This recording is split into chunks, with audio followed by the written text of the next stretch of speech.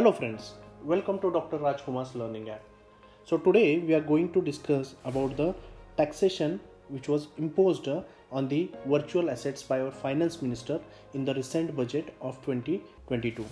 Currently we are seeing that investment has been done on a large amount on the cryptocurrency or the virtual assets. So the same is happening in Indian market. Many of the people, they are investing large amount of money in the cryptocurrency. And this is where the taxation has been imposed or the brought on the virtual assets or the cryptocurrency. So let's discuss about the taxation. What are the provisions, why it was imposed, what will be its impact about the taxation. So what is the context? Budget 2022 levies 30% of tax and 1% of TDS on cryptocurrency asset. So government has imposed 30% of the tax on cryptocurrency assets or the virtual assets and 1% of the TDS on this cryptocurrency assets. Before discussing about the proposal of imposing the taxes, we will understand what do you mean by cryptocurrency. So cryptocurrency is a digital or virtual currency. Now it has no any physical form. It is only present in the digital form and it is secured by cryptograph, which makes it nearly impossible to counterfeit or double spend. So we cannot duplicate it, we cannot make fake currency or the fake digital currency, and it is secured by the cryptograph. Now these currencies are not centralized, they don't have any centralized system, but they have decentralized networks, and these currencies are based on the blockchain technology. Now here, what do we mean by blockchain technology? So in simple words, we can say that it cannot be counterfeit, or all the transactions, they are maintained at a single place. So we cannot change the transaction history about the cryptocurrency. So all the data is available at one place, and we cannot make any changes, means it is nearly impossible to change the transaction history of the cryptocurrency. So here the blockchain technology is very much important in the cryptocurrency. Now they are generally not issued by any central authority. Now most of the countries, they do not issue this cryptocurrency.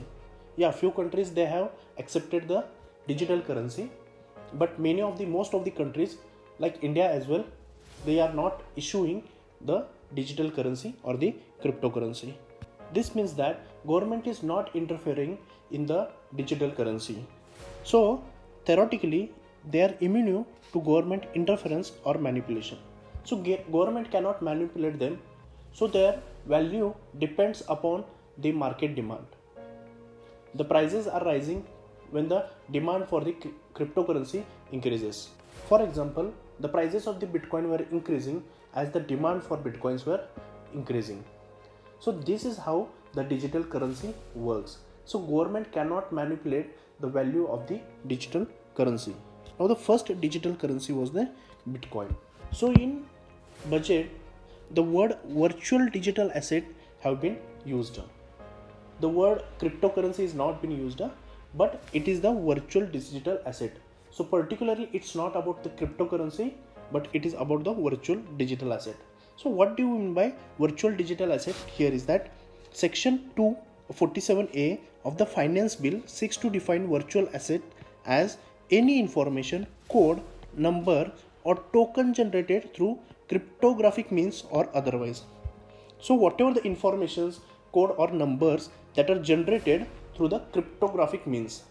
So where the cryptograph technology has been used, and through that technology, this all the information, tokens or the numbers have been generated, that is called as virtual digital asset.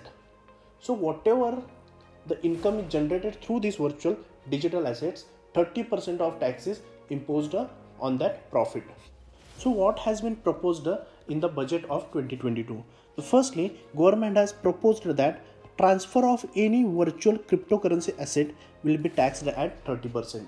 For example, a person has a digital currency or virtual assets of 1 lakh rupees, and when he sells that asset, at 1.25 lakh, it means that he is getting 25,000 rupees of profit. And from this, 30% will be taxed. On that 25,000 rupees, 30% will be the taxation. It means that 7.5 thousand rupees will be the taxation value which the person has to pay for the government. Secondly, 1% tax deducted at source, means TDS will be cut on the payments made for the transfer of digital asset.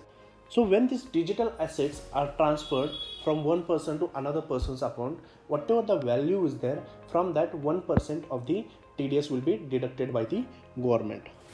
Furthermore, gifts of crypto assets will be taxed in the recipient's hand. Now what does it mean? That if a person is getting some digital assets in the gift form, the person who is receiving the cryptocurrency or the virtual assets in the gift form, that person will have to pay the tax.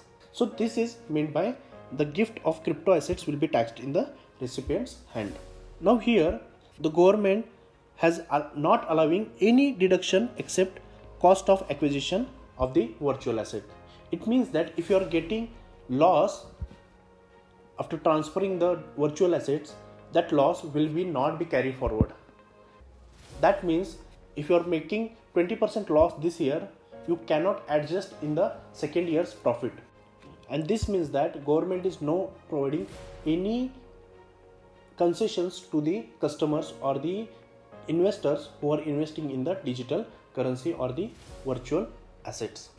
Now what is the reason to bring such taxation on the digital assets? The first reason is purchase of cryptocurrencies and NFTs are quickly making inroads in India despite regulatory uncertainty in the nation. That means that even there is no regulation, we don't know about the future about the digital currency, the investment is increasing in the virtual assets or the cryptocurrency and non-fungible tokens. So many people are investing more and more, and it is estimated that nearly 40,000 crore has been invested in this cryptocurrency or the digital assets. So this is one of the reasons that government has imposed a 30% tax on these virtual assets. Secondly, emergence of group of startups looking to innovate in the space. It means that the startups, they want to invest more in this type of assets or the virtual assets, and this will help the startups to invest more, to come out new innovative ideas and to come out with the business ideas in the virtual assets or the cryptocurrencies, and this will also help Indian economy to grow. And lastly, increase the frequency and magnitude of investment. As I said earlier, there is nearly 40,000 crore of the money has been invested in this virtual assets. So this is a huge amount where the government needs to tax this, and it can bring government new revenues. So why this proposal is now important? The first is that it recognizes cryptocurrency or the digital asset as a legitimate asset class. Means it is not considered now as illegal in India to invest in the cryptocurrency, and also crypto trading as a legitimate activity. So whatever the buying and selling of cryptocurrency is taking place in India, it has been got a legal backing or the legitimate backing by the government. So now more and more people will start increasing their investment in the crypto assets. More people will start trading the crypto assets. Second is clarity on tax will bring more people in crypto industry. So it will boost industry growth. So now people are getting the clarity about how the taxation will be. So this will help people to start investing more and more in the crypto assets or the virtual assets. And this will boom or help to boom the Indian economy. Now as the government has started to regulate the cryptocurrency or the crypto assets or the virtual assets, it will create a good environment for innovations. So more and more innovations can be taken place in this cryptocurrency or the virtual assets. So now what will be the impact of this taxation? So first thing will be bring down the profit. Means whatever the profit the customers or the investors were getting by selling the bitcoins or investing in the bitcoins, the profit margin will reduce. It will reduce by nearly 30%. Secondly, government has started to tax nearly 30% on the profits of the crypto assets. So it will reduce the investment by the people in these digital assets or virtual assets. So the attractiveness of these virtual assets will reduce. Now recently, Government of India is also talking about central bank digital currency. Now India is coming with a central bank digital currency in the market because it is seeing that world over the cryptocurrencies or the virtual assets has been increasing. So it wants to bring its own central bank digital currency. So introduction of central bank digital currency will give a boost to digital economy. So by bringing this digital currency, it can help to give a big boost to the digital economy. Secondly, digital currency will also lead to a more efficient and cheaper currency management system. So the managing of this currency will be very much easier and efficient. Now RBI will start issuing the digital rupee using the crypto technology or the blockchain technology and other technologies in coming year. So central bank digital currency will be brought up by the RBI in few days or in coming days or in months. So this was all about the taxation which was imposed by the government on the digital assets or the cryptocurrency. So thanks for joining us. Thank you.